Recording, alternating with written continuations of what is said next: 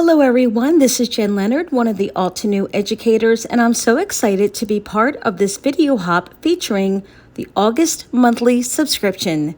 Today I'll be highlighting the ever-popular Spark Joy subscription.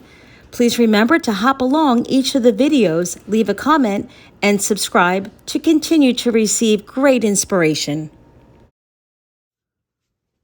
One of the kits I will be featuring today is the Spark Joy subscription, and here you get your stencil set and the hot foil plate, and you can also do the add-on die if you like.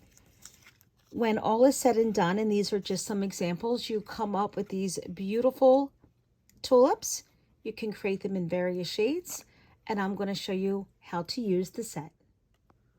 I'm going to be focusing on the following colors: terracotta, chamomile, snapdragon, frayed-leaf forest glades, and I'm bringing in pink pearl, coralberry, and cosmic berry for the shading of my tulips.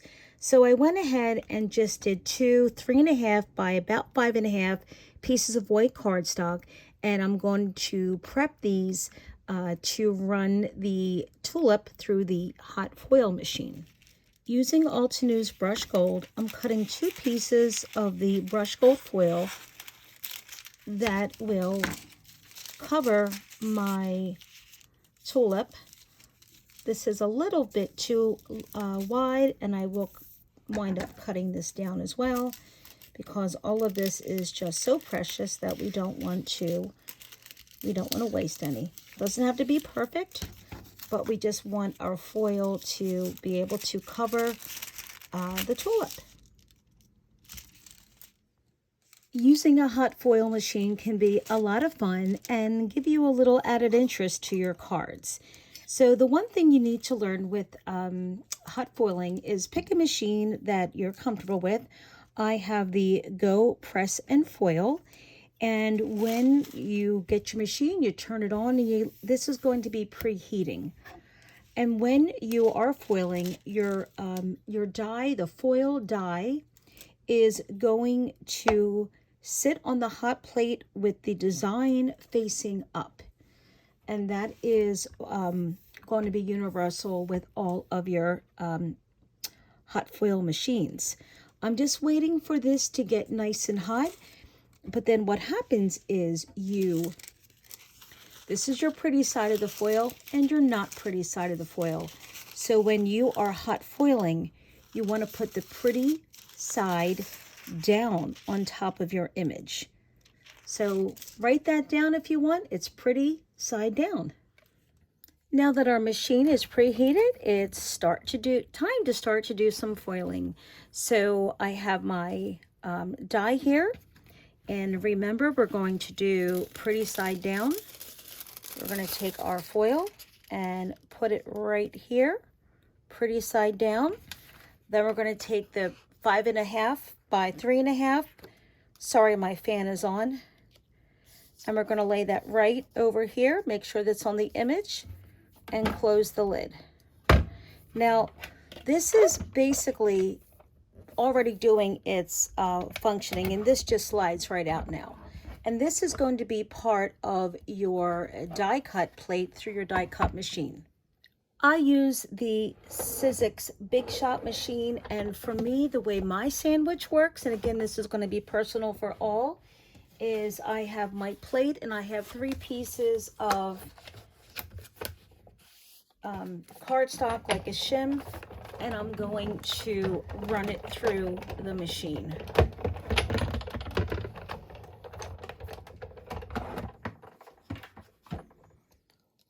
Once your hot foil plate has gone through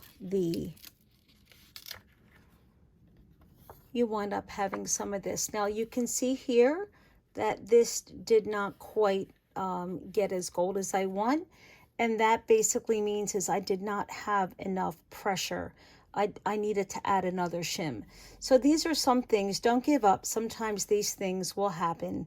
But I'm going to still use this because I'm only going to be using part of the tulip, and I'm okay with trimming some of that off. For the part that you did not use for foiling, just cut off those extra pieces because they can be used for a lot of sentiments for your cards. So going in with my second foil, I did now the exact opposite. The first time I didn't press hard enough, and this time I had way too much pressure.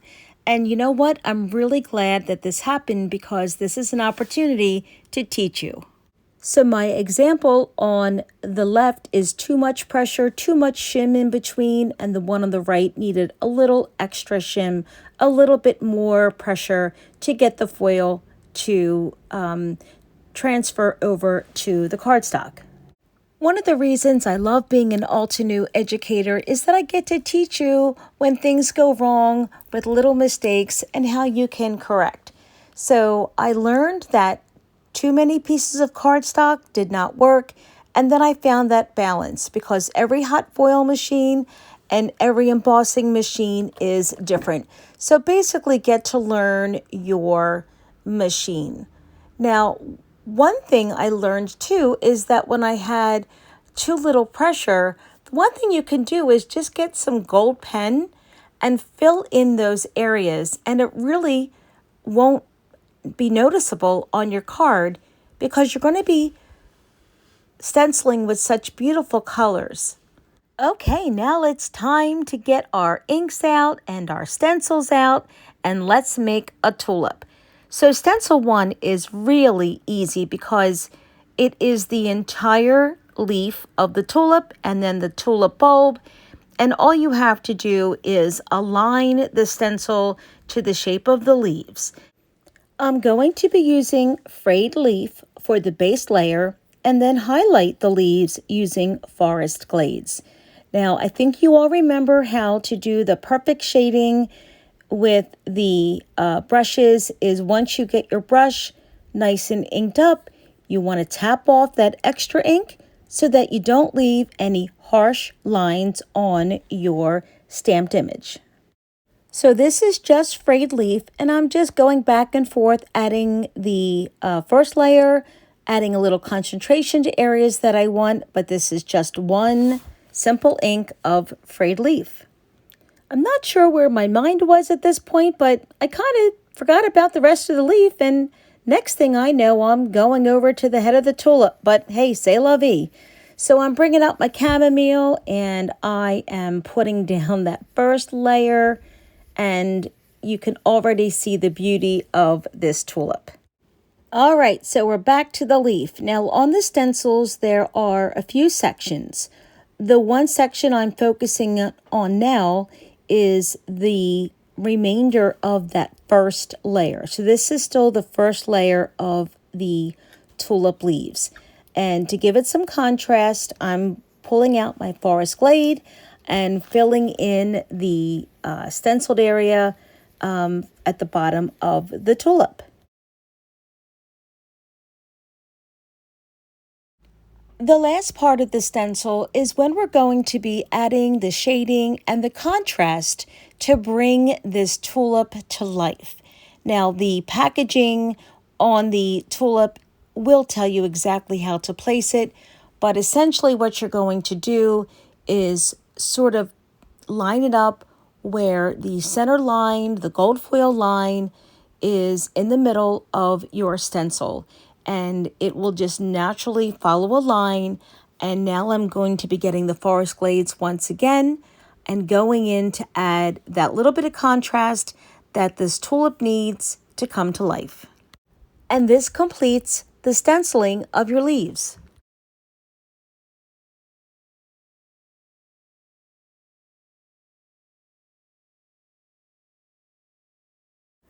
Stencil 2 now focuses on the tulip head, and it's going to allow you to have different areas of shading. And it's broken up into A2, A3, A4, and A5, where each section allows you to concentrate on a different petal of the tulip. So this is where I take my Snapdragon and I can go in and create various shadings because I wanted a little orangey yellow tulip to have for my example. To add an extra layer of depth, I took out the terracotta ink And just at the bottom of the base of the tulip, I added in just a little bit of shading. I know it's hard to see, I'm sorry, but I just wanted to focus on that bottom part, and look how beautiful that is. Altenew inks are so rich in color and pigment that matched with these stencils, honestly, you cannot go wrong. You just match up the stencil, have the inks that blend together as families, and with a little practice, or really no practice, honestly, it is just so simple to create beautiful flowers.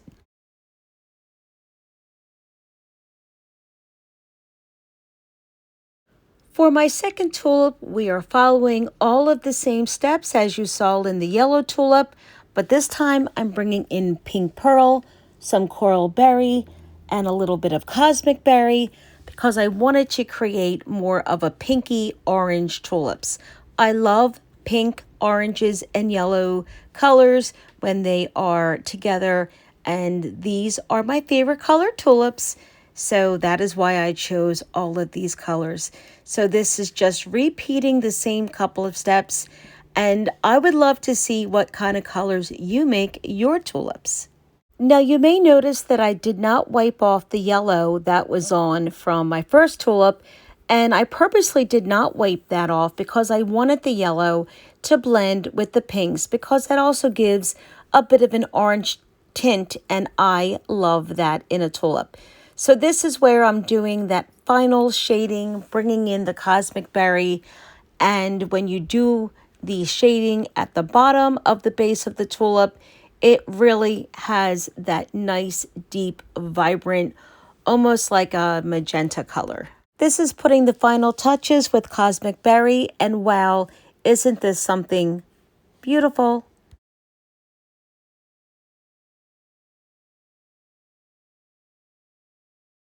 So here we are with all of our tulips, and here I am trimming off that section of the tulip that I wasn't very happy with, and I will just use that portion to tuck behind in the card. I love adding dimension to my cards and taking the 3D embossing folder row of squares.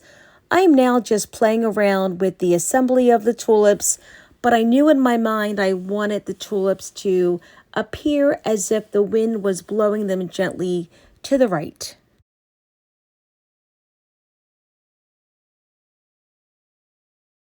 I love arranging the card and the flowers because I just want it to feel as realistic as possible.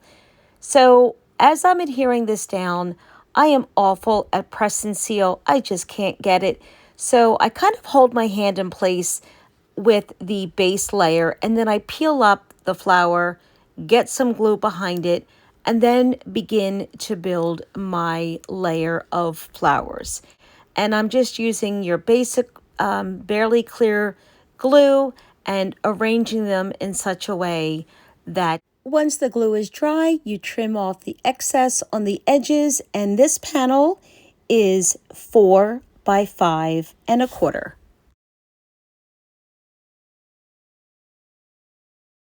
I am pairing these tulips with the other August release of Rainforest Leaves Wreath Builder. And I wanted the sentiment of Have a Beautiful Day to pair with my Spark Joy set. I stamped the image with obsidian ink because that gives a nice crisp clear image, and then I die cut out this sentiment twice and then glued them together because I wanted a little extra oomph to the card. And again, dimension is really key when you're making a homemade card. That little bit really makes a difference. So here I am putting the finishing touches, getting these two together. And I have to say, this August release that Altenew put out is a real winner. I love pairing their monthly sets along with the monthly stamps, dies, and stencils. So I wasn't sure, do I want the sentiment to the bottom, to the top? But I'm a cluster person and I like that nice visual line. So I put it to the bottom, and to finish off, I added a couple of jewel tones to the, or what we call enamel dots, to the card. I believe this is Tea Party. And I am just so happy to have shown you how to use this Spark Joy set. I was happy to show you the good and the bad and my mistakes. And happy crafting, everyone.